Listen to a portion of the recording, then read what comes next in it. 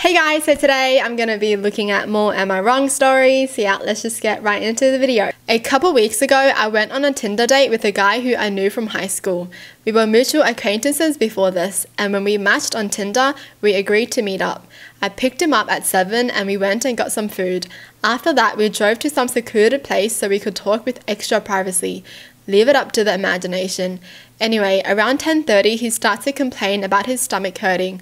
I ask him if he wants to leave and he says no and kind of blows it off for a little bit. Around 11, he says he really needs to use the bathroom. I wasn't sure what to do because we were in a very secluded area and I wasn't familiar with. He tells me that there is a gas station about 15 minutes away from us and asks me to step on it. Just poop in the bushes. I mean, surely someone has tissues in the car, right? I leave and drive as fast as I can, but it's very dark and I don't know my way around, and he is becoming more frantic, visibly sweating, breathing heavy. At one point, I ask if I should pull over because going in the woods is better than nothing, but he swears he can make it. Unfortunately, he misses telling me to take a turn somewhere and we get lost and I have to turn around, and it's still probably like 10 more minutes according to him. Then he gets very pale and yells at me to pull over, and I stop as fast as I can. But when I do, he doesn't get out of the car. He just sits very resigned. At this point, I understood it was too late. He just pooped in her car. Why didn't he just go poo in the bushes, man? Like, seriously, it's better than pooping in someone's car. We both sat there in silence for a little bit. I really wasn't sure what to say to make him feel better, and I was also feeling a little sick from the whole thing, the smell. Eventually, I just offered to take him home and tried to act nonchalant. He agreed, so I drove us home. He also tells me that he will reimburse me for getting my car cleaned. I felt bad because of course it wasn't his fault. Accidents happen, so I offered to split the cost 50-50 and we never talk about it again. I also told him if he wants, I'd like to try a second date since this one turned out, so yeah. He thanked me and we parted ways. Aw, it's just so freaking nice. That's... I would fall in love, you know? If I pooped in someone's car and then they felt bad and then they were like, you know, we can still go on a second date, I think I would like be in love. I'd be like, oh my god, this is the one. I got my car detailed and sent him a text letting him know everything went well, but I didn't get a response. I waited for another week and tried texting him again like, hey, did you see my text? And again, he didn't respond. I went on Tinder to try and message him there, but I saw he had unmatched me, so it was pretty clear that he had ghosted me.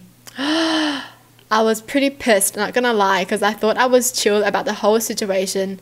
It's cool if he didn't want to see me again, but he could have still kept his end of the deal. He actually ghosted her? The audacity. She was so nice. Is it because he's too embarrassed? Like, he doesn't want to see her again because he's just gonna be thinking about that, so he just ghosted her? Why can't he just be like, sorry, you know, I don't want to go on another date because I'm embarrassed or whatever, or just tell her that you don't feel a spark. I went looking for his Instagram to try and message him there, and when I found it, I see he had his Venmo in his bio. I decided to Venmo request. In the description, I put the poop emoji, the pointer finger, and my car. Surprisingly, I get a quick response. He sends me the money, but he also texts me pissed because he said his friend would be able to see what I put and would probably put 2 and 2 together. I told him I wouldn't have done it if he wouldn't have ghosted me. Am I wrong for Venmo requesting the money? Okay, obviously not, because he agreed. You know, he was the one who said he would pay her first. But he just didn't keep his promise, so... And he really should be paying her anyways because he crapped in her car. But he just decides to ghost her and not talk to her ever. Yo, that's messed up. But okay then. The audacity. I just can't believe some people have the audacity, you know? You poop in someone's car and then you ghost them? What? At least be a decent person and just pay them back before you ghost them or something, you know? Okay, moving on. Next story. For some weird reason, my mother-in-law really wants to go into our bedroom whenever she comes over. On one occasion, I followed her as she went upstairs. I was going to get something for my child as the bedrooms are upstairs, and she walked past the bathroom on the main floor and up the stairs behind it. She didn't hear me and I caught her walking straight into my room going through bills on my dresser. She denied snooping, even though I just watched her do it, and said she was just going to use our bathroom because she couldn't find the other ones. She walked right past the one on the main floor and another one in the upstairs hallway to go into our bedroom. Since that happened, I installed an exterior doorknob that requires a key on our bedroom door and one on the door to our office or spare bedroom. Whoa.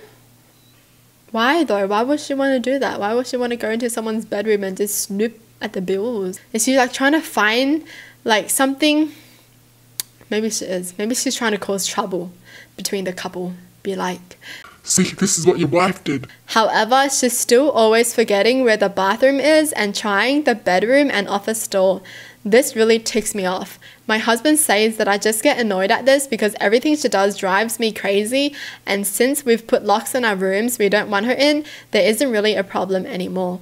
Well, over the holidays we had my in-laws over for dinner, and before they came I was searching for the bedroom keys. We hadn't used them in a while since we only lock the doors when mother-in-law comes over. My husband told me we didn't need to lock the doors since she wouldn't try to get into the rooms, and I insisted that she would because she loves to snoop.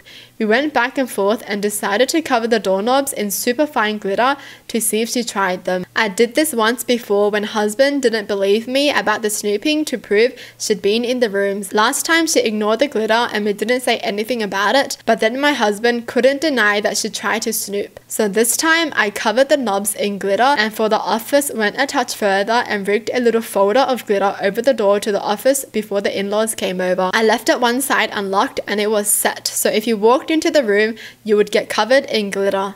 Husband goes out of his way to show his mum the main floor bathroom when they got here and specifically asks his parents and sister not to go upstairs. There's a baby gate so the kids can't get upstairs either. Well, guess who had to go to the bathroom and got covered in glitter and had it all over their hands and hair? She completely lost it and started screaming at me, so I yelled back, and now my husband is saying I went too far and that I'm wrong. Mother-in-law also says I'm wrong, but sister-in-law says I didn't do anything wrong and mother-in-law deserved it for snooping. Apparently her car is ruined now too because it's covered in glitter that she can't get cleaned up. So was I wrong? No. Like, it's just so annoying for someone to be going to your room and looking at everything. No one likes someone doing that. Like, your room is your own privacy, and then someone comes over and they're just like touching everything, looking at everything. That's annoying. No one likes that. What is the mother-in-law even trying to like figure out? Why does she need to go in there every single time she goes there? The mother-in-law deserved it. Just respect someone's privacy, please. Alright, next story. So, my boyfriend and I have been dating for 7 months now. We usually eat takeout if you want to get something to eat. However, I recently was promoted, so we went to eat at a very nice Italian restaurant to celebrate, like one with an enforced dress code. My boyfriend is not the nicest of eaters, which can be kind of gross, but I deal with it. However, I didn't realize he had no table manners.